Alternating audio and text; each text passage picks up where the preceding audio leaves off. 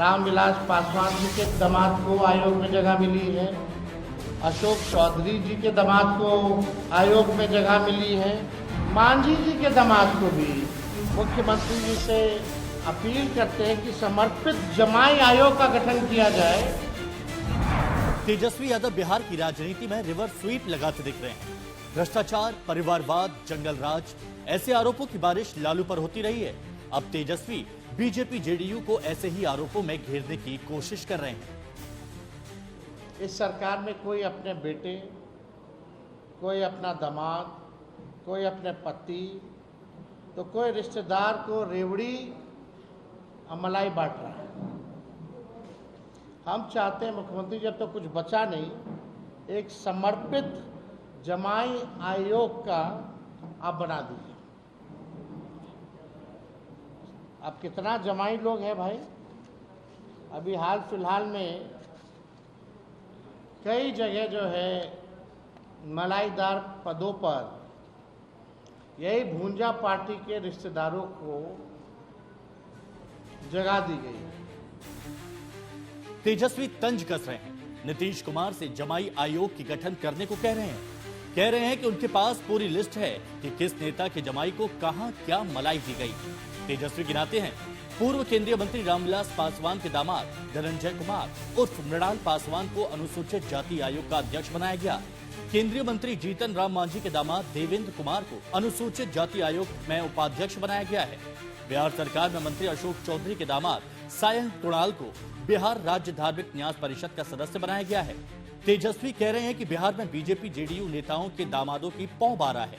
परिवारवाद का ये आलम है कि अफसरों के रिश्तेदारों पर भी कृपा बरस रही है। बिहार में स्पेशल अरेंजमेंट कमीशन का गठन कर दीजिए। स्पेशल अरेंजमेंट का, फलना जी के दामाद को, फलना जी के पत्नी को, फलना जी का बेटा बेटी को वहां डाल दीजिए। अब बचा क्या है बिहार में?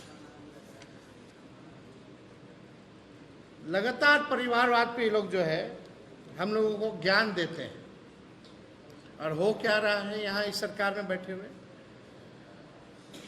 ये लोग आयोग में क्या काम करेगा? यानी बिहार का मंत्रालय भी ऐसे ही बर्बाद कर दिया इन लोगों ने, सचिवालय भी बर्बाद कर दिया, सुप्रीम कोर्ट में पैनल भी बर्बाद कर दिया,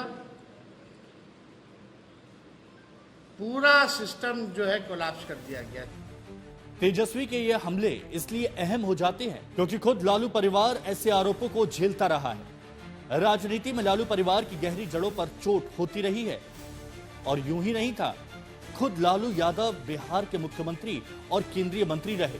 चारा घोटाले में लालू जेल गए तो पत्नी राबड़ी देवी को सत्ता थमा गए। लंबे अरसे बाद बिहार की सत्ता में आने का मौका मिला तो तेजस्वी यादव डिप्टी सीएम बने। लालू के दूसरे बेटे तेज प्रताप को आरजेडी जेडीयू की साझा सरकार में कैबिनेट मंत्री का दर्जा मिला। लालू की एक बेटी मीसा भारती आज भी सांसद हैं। लालू की एक और बेटी रोहिणी आचार्य 2024 के लोकसभा चुनाव में उतरी लेकिन हार गई। लालू राज में उनके एक साले साधु यादव को सांसद और विधायक बनने का मौका मिला। अब शायद तेजस्वी यादव परिवारवाद की इस मिसाल को ही मिटा देना चाहते हैं। जनता को जंगल राज मत याद दिलाइए। 118 नरसंहारों का जो जलता हुआ बिहार था, उसकी वापसी की कल्पना मात्र से जनता के रोंगटे खड़े हो जाते हैं।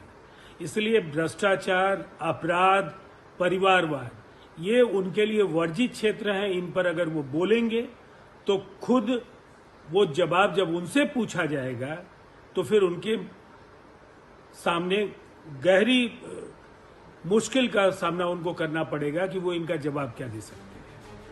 तेजस्वी परिवारवाद के आरोपों से मुक्ति पाने में लगे हैं तो उनके विरोधी इसे जनता की स्मृतियों से गायब नहीं होने देना चाहते और इसलिए जमाई पर यह नई लड़ाई दिलचस्प हो जाती है।